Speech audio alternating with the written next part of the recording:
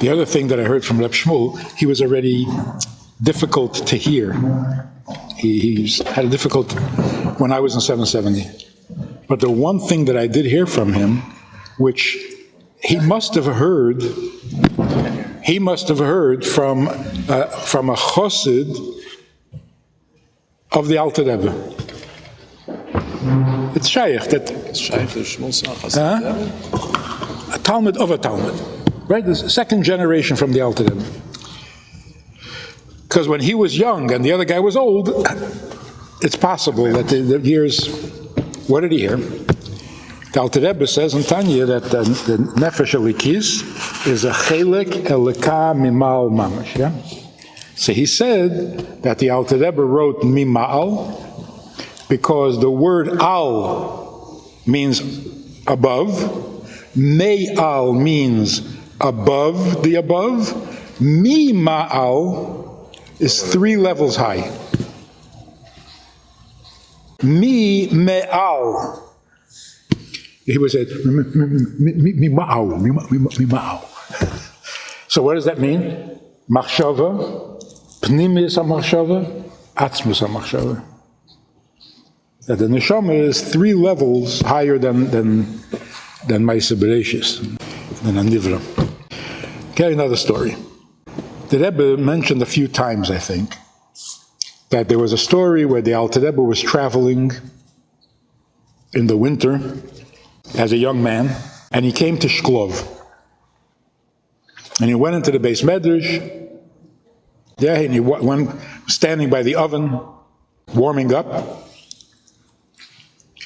And the people in the shul, all day long, were trying to figure out the Pshat na Gemara in Erchen. And the Godel who learned in that Beis Medrash was Rabbi Yosef Kolbe, who was a chaver of the Vilna Gaon. So when the Alter Rebbe walked in, this is the short version of the story. When the Alter Rebbe walked in, Rabbi Yosef Kolbe asked the Alter Rebbe, maybe you can explain this Gemara. So the Alter Rebbe quoted the Gemara, word by word, Baal Peh, translated into Yiddish each word, then the Rashi each word, and there was no kasha. That's the short version of the story. Whenever the Rebbe told the story, and he said the Alter Rebbe was standing by the fireplace or the oven, whatever, warming up, the Rebbe added, without putting his hands behind his back. Because al pi Kabbalah, you're not supposed to put your right hand. So the Rebbe made a point of it. He was standing by the oven, but not. The long version of the story is really amazing. Because that night, Reb Yosef Kolbe became a chassid, or at least he stopped being a misnagid. What was the Maisa? In this Beis Medrash, there was a melamed, a magid shir, for adults, but he would learn a daf with the people. They came to a Gemara in Erchen, he Pasha didn't know. So they went to the bigger lamden. He tried to explain it, They went to a third bigger lamden, and he also couldn't explain it. So by the end of the day, they had no choice, and they actually interrupted Rabbi Yosef Kolbe from his learning to ask him the question. I just saw a little clip. You can hear it online. What's his name? Grade. Chaim Grade. He was very close with the Chazon Ish. He learned in his yeshiva. So he says, so he says, B'shas ich hab gelernt mit Rebbe and wherever, he said, ich hab keinmal nicht gelernt. Ich hab gehad Kashes. Ich hab nicht gelernt. Ich hab nicht gelost lernen. That was my contribution to the yeshiva. Anyway, so they interrupted Rabbi Yosef Kolbe to ask him Shat. Rabbi Yosef Kolbe was saying Pshat. The Alter Rebbe had walked in. And Rabbi Yosef Kolbe noticed that as he was explaining the Gemara, the Alter Rebbe was made with his plates are like... Schwachemeises. So he got a little insulted. So he walked over to the Alter Rebbe. And he said, "From wanneer is a junger man?" With the emphasis on junger man. Like, who do you think you are? He said, "From wanneer is a junger man?" So the Alter Rebbe said, "Das ist die Kasche me ayin bosa." So Rabbi Yosef Kolbe said, don't mess with me. Lav urchoi leishtamet b'mila de hedjeta. It says about the Eibishter that it's not really the nature of the Eibishter to create a world because it's too mundane, it's too... So he applied it to himself. He said, I have no time for these games. Mila de hedjeta, right? Hedjet. So the Alter Rebbe says, it says in Zohar that Matat, Sar Hapnim, one of the biggest angels in heaven, is called Hedjet. So Hedjet, nicht as a poshete Zach. Don't knock it. Rabbi Yosef Kolbe said, who are you? From when it comes to...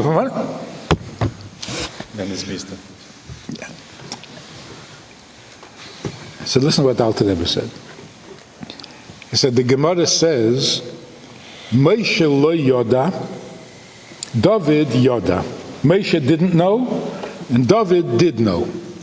Because Moshe Rabbeinu said, Kachatzes, by Makas Becheres, because he wasn't sure exactly the second of them. But David HaMelech did know, and he says, Chatzeis laila okum lahedes. He was able to say exactly when Chatzeis was. So the Alter Rebbe said, how is it?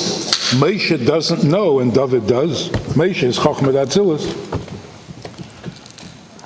So that the answer is that Tachlis Yediyah Shaloi Neda. That David HaMelech was Malchus. Malchus is Bittul.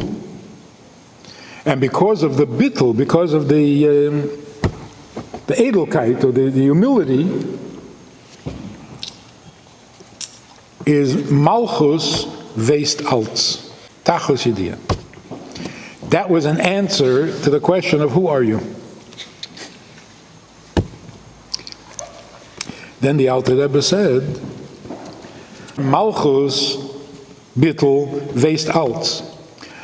Und der was meint, als weist Pshat in Gemara, in weist takke nicht. In other words, you don't know the Pshat because you're too arrogant.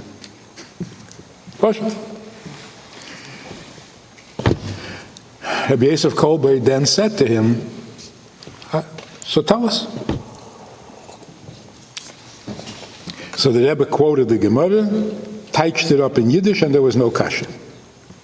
This is not a Memphis story. The Alter Rebbe showed him how you're supposed to learn. And it's the Yeduadik expression, Nish du lern Torah, let the Torah teach you something. So when you say Pshat in Gemara, you're telling the Gemara what it means. Let the Gemara tell you what it means, you'll never be wrong. Because the Gemara knows what it means.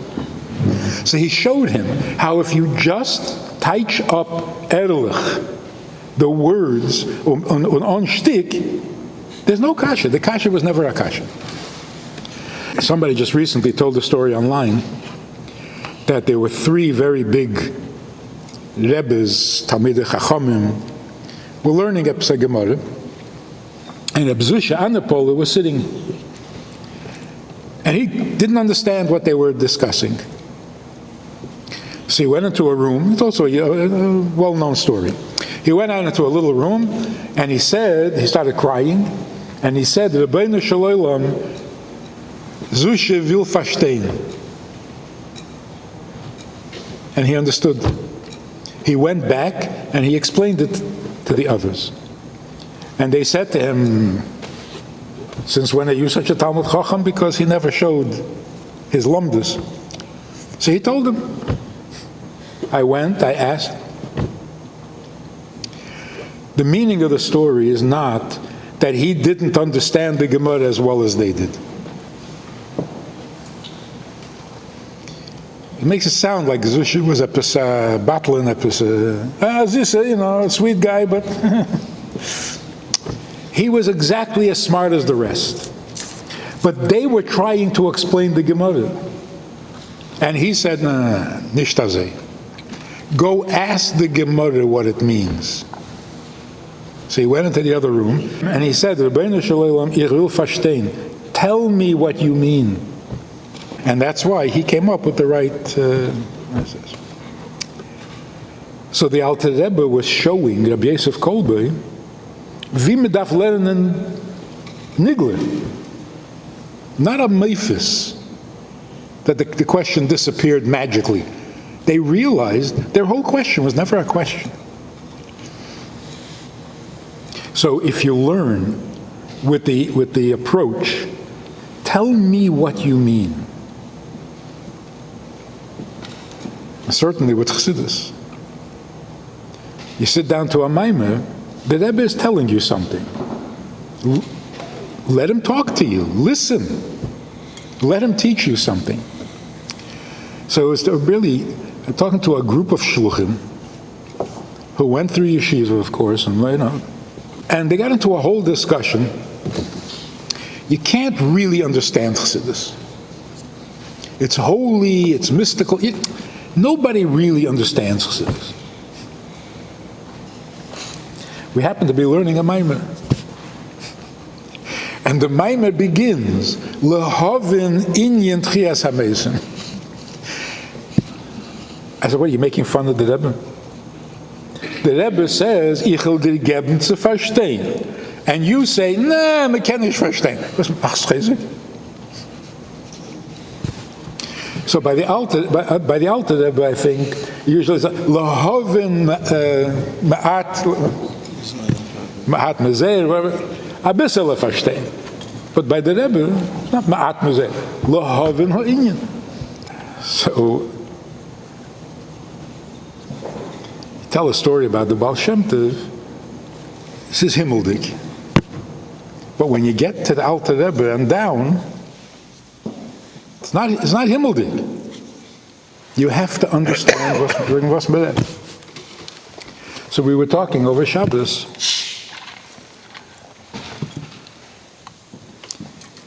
Esav wanted to bring Mashiach. When Esav met with Yaakov and he said, come, let's go together, he was saying, Ken bringen Mashiach, we're done. Ken schon gehen zusammen. And Yaakov said, I'll catch you later. In other words, the way to bring Mashiach is not your way, it has to be my way. Yitzchak favored Esav because by Yitzchak, Mashiach was already here. So what was he blind? What didn't he see? He didn't see the Golus. By him was already Geula. So when Esav came and said, Ich can bring a Mashiach, Rivka said, it's like the Rebbetzin once said about the Rebbe. The Rebbetzin said, he thinks everybody's like him. That everybody's excited about Mashiach the way So Rivka said, Yitzchak meint dass alle halten schon bei Mashiach. So noch nicht das, you know? We got a long way to go yet. How did Esav think he could bring Mashiach?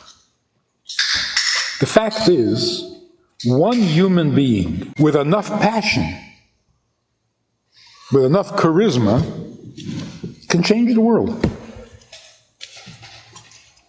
One human being with enough willpower, enough character strength, can change the world. I mean, that's all of history is like that. Esav had both. He had the charisma, Sayed B'thiv, and he had the koyach. So he said, I can bring Mashiach. I'll go out, I'll talk to people, I'll excite them, I'll inspire them, I'll intimidate them. We'll bring Mashiach. And he could. He could. Yaakov said, no, not like that. Why? Because that's Tohu. Mashiach has to come in Ofen HaTikun. And that takes time. What is the Tohu? If you inspire somebody with your passion, they're not really inspired. They're excited by your excitement. If you stop being excited, or if you disappear, it's finished. Yeah. Like we see in our time, in our century, Hitler changed the world. One guy with passion, with whatever it was, changed the world. But what happened to Nazism the minute he killed himself? It was gone. Instantly. Everybody ran, it was finished. Because nobody really had the passion, it was all him. It was Makiv. With Stalin, who had the strength of force of character, after he died, communism started to fade.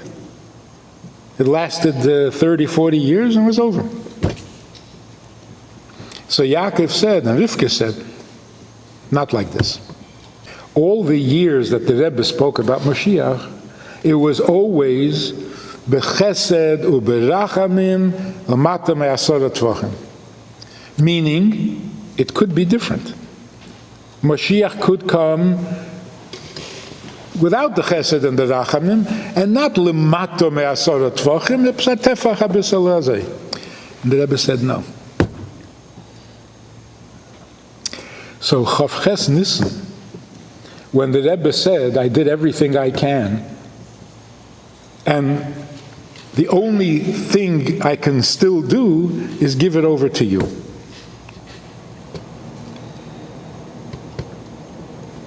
If Esav was turning the world on to Mashiach, he couldn't give it over to anybody.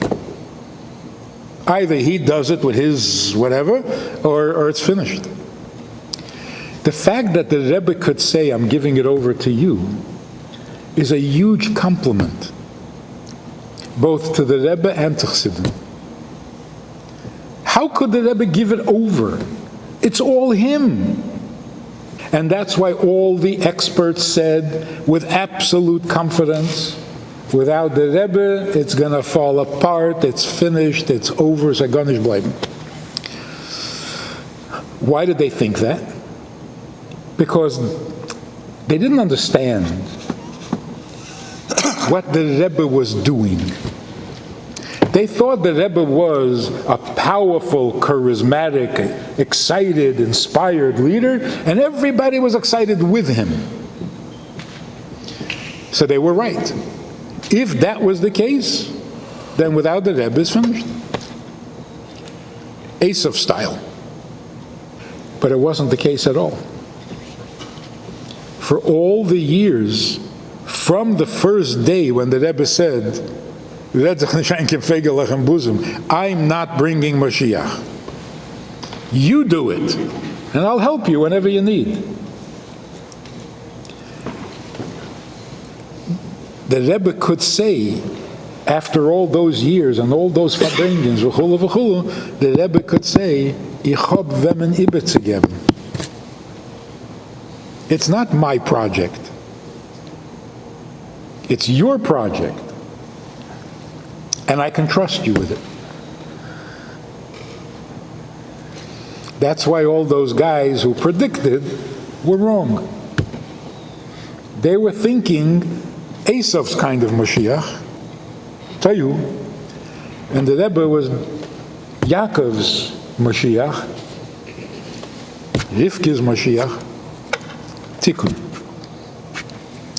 But then the Rebbe said, somebody should get Einaktionen und Farbrengen Mashiachen, Take Eides de Teihu, aber in Kelem de Tikkun.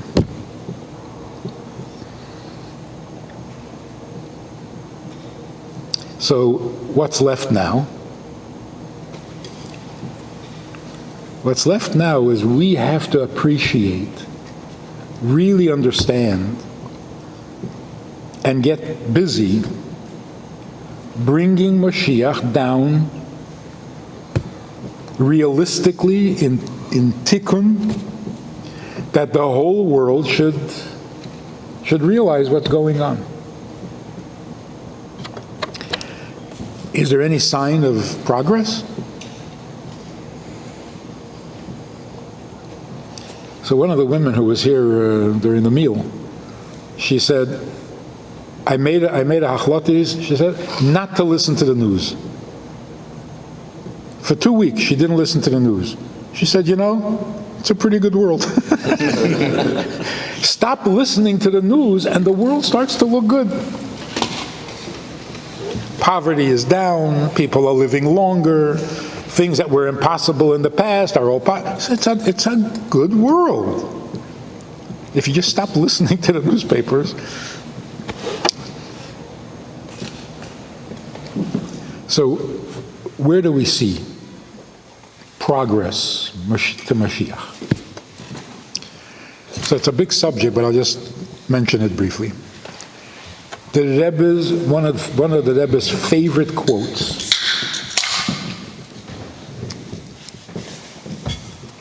Ani lo nevreisi elo l'shamesh eskaini. That's Chassidus, no?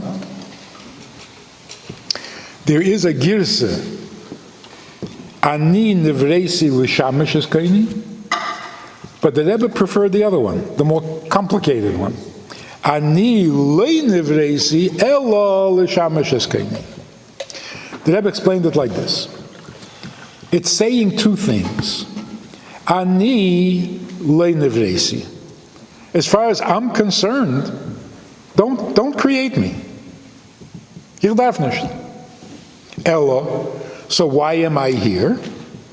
L'shamesh eskaini. These are the two steps of the world becoming Mashiachdik. The first step is Ani lo nevresi. For all of history, which is Golus, for all of history, people are motivated to do whatever they did, good, bad, magnificent, terrible. It's all motivated because I need.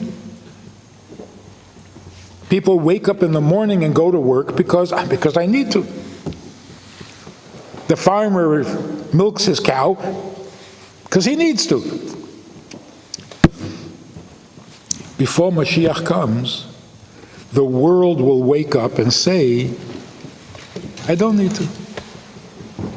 Ani lo nevresi. I don't need.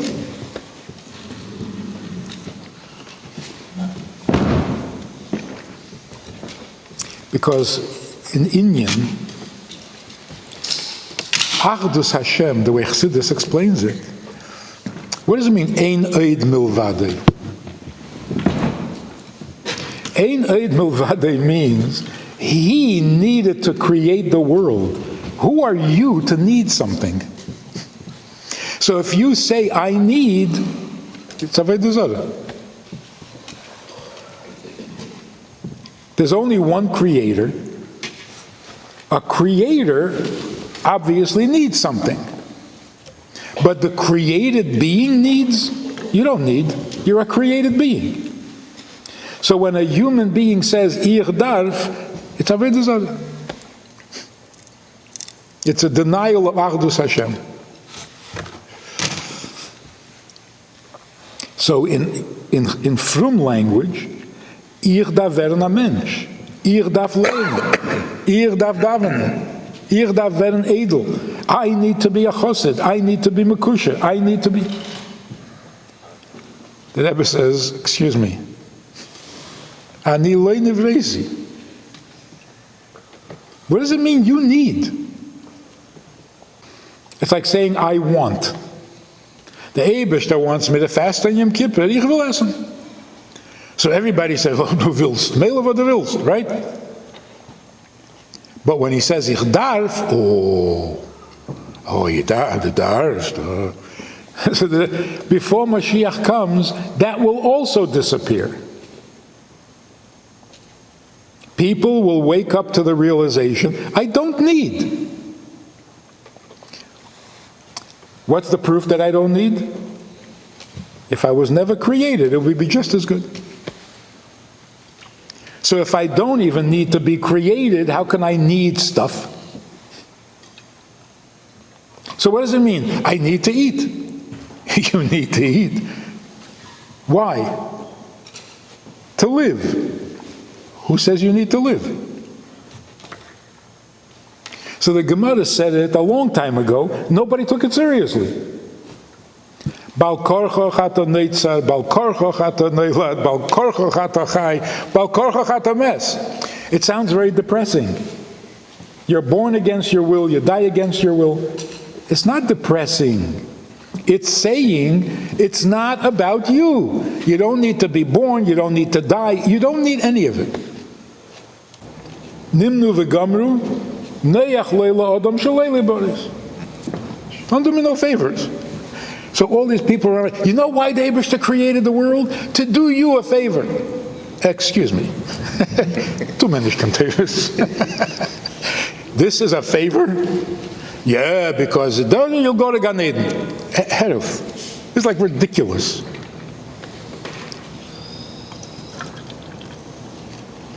So the Rebbe says, you want to get ready for Mashiach? Think for a minute.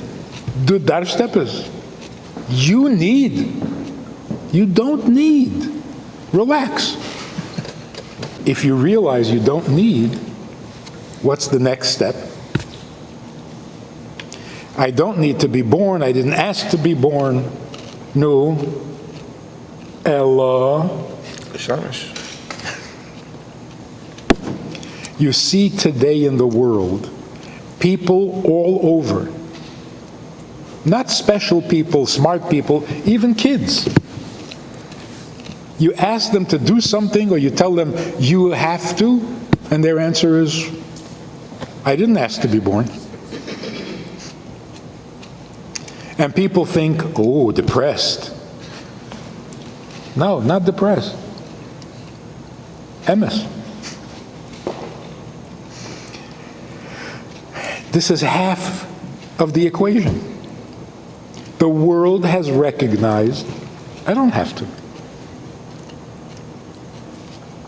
Why exactly now we are realizing it? Go back 200 years. A father who's a farmer says to his kid, come, wake up. Let's go plow the field. The kid says, why? So what do you mean, why? If we don't get the field plowed, we'll die. So the kid got up and... What happens today? Your kid, you wake your kid up. He's 4 years old. You wake him up and you say, come, get dressed. You got to catch the bus to kindergarten or pre-K. Why? Because if you don't go to pre-K, you don't go to school, and you don't get a good report card, and you don't get into a good college, and you don't get a good job, and you don't make enough money, you're not going to have a house, you're going to live in the street, you're going to die. But now, it's like, what are you saying to a 4-year-old? You have to go to kindergarten. You want to die? The kid says, what? Well, not tomorrow, but it doesn't work. So kids today are saying, I don't have to go to kindergarten. And the old-fashioned parents who are still in Golus say, you have to. The kid says, I don't have to. And the kid is right. And so what happens? The father says, you have to. The kid says, I don't have to. The father slaps him. Why does he slap him? Because he doesn't know what to say. Because the kid is right. So the father gets frustrated and says, Okay, dying will be a long time from now, but now you can get a pashto. So it always boils down to a threat. So the frum father says to his kid, why aren't you davening? Kid says, "Oh, darf nicht." Father says, "Es brennen in Gehenna." And the kid says, "Oh, a threat." In other words, you can't explain why I need to daven. So, work it out and let me know when you come up with a good answer. But I'm not impressed with your threats.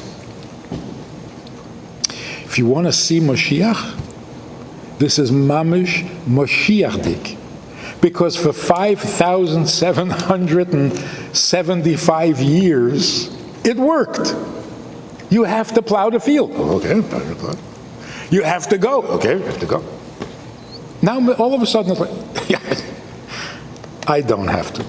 People are messing around with drugs. You say, be careful, it'll kill you. Yeah, no. It's a whole new world.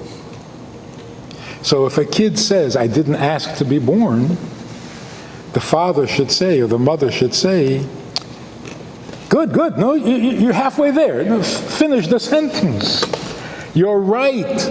You didn't ask to be born. Neither did I.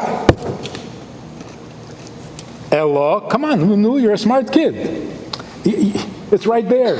Finish the sentence. We don't ask to be born. So why are we here?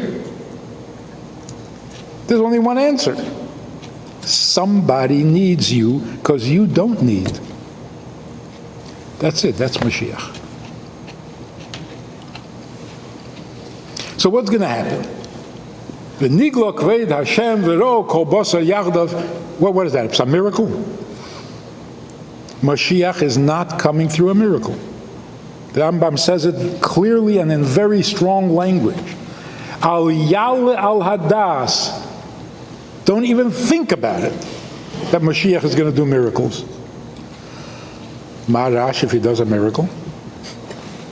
If you think Mashiach is going to do miracles, you have no idea what Mashiach means. Because the miracle could have happened 100 years ago. The reason we're waiting until today is because we have to be ready. No miracles. So how is it going to happen? Ot kommt Mashiach. What? You're going to wake up tomorrow morning and Mashiach is done. What are you saying? What are you talking? The Rebbe wasn't telling us to become more mystical. He was telling us to become more realistic. Not ani mamin bevias HaMashiach. Lass up in the mamin. Bring him. Bring him how? Show the world that ein eid milvade. How do you show it?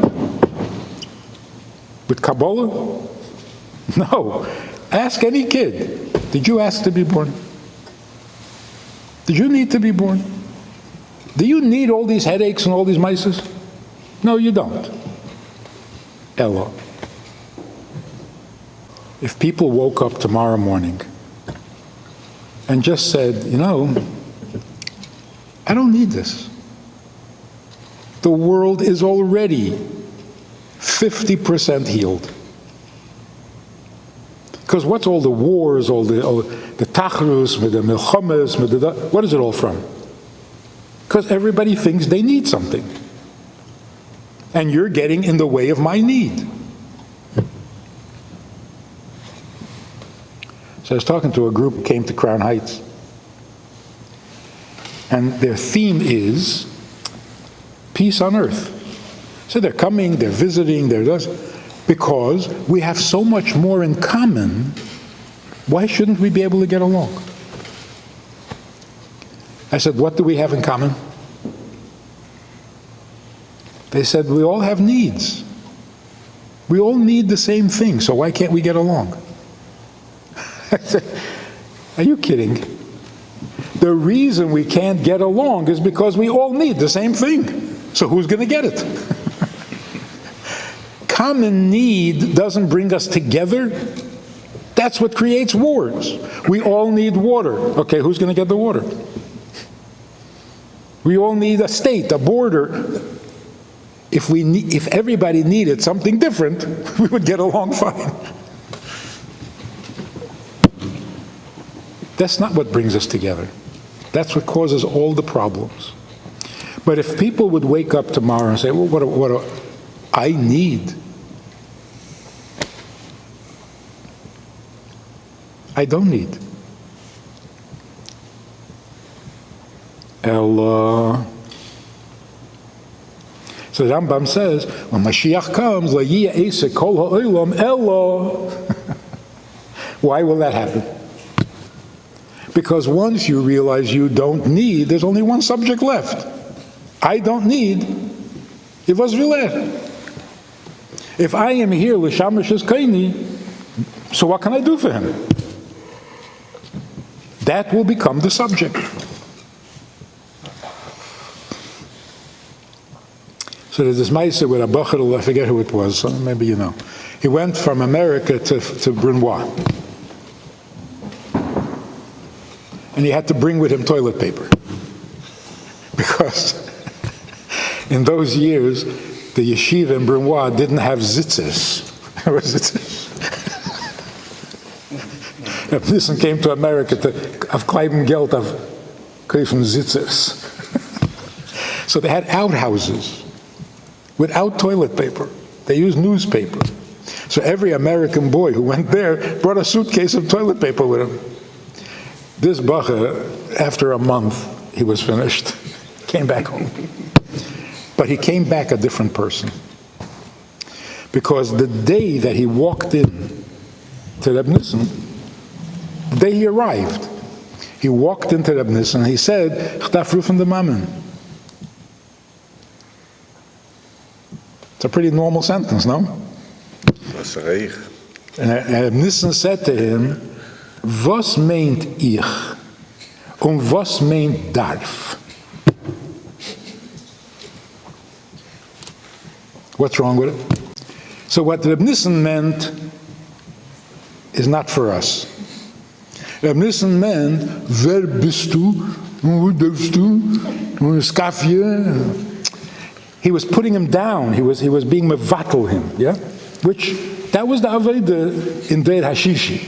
In Deir Hashvi, the same thing is true, but for a very different reason. The kid walks in and says, I need to call my mother. You need to call your mother? You don't need to call your mother. What should he have said? My mother needs to hear from me that I arrived. So your mother has a need and you claim it's yours? That's shocking. So if ani lo nevresi elo l'shamash es kaini, so what do you mean you need to daven? When did you develop needs? So how should you say it? They used to say it correctly. Medarf davenen. Not you. Medarf fundir aduzos davenen. And if you don't, who suffers? Yeah, you're going to go to Gehenna. No, that's not the point. The Eibishter needs you to daven. So if you don't daven, who suffers? Schap mapach. The wrong message. It's the wrong message. So even if the kid does daven because he doesn't want to chap mapach, it's a nish deir hashvi. You're off target. You messed up. This is the Rebbe's, not emunah. This is the Rebbe's clarity. We're finally admitting a simple truth. A mensch darf nicht. I need to have what to eat in order to be able to serve the Eibishter. Who made that? Who made it that if I don't have what to eat, I can't function?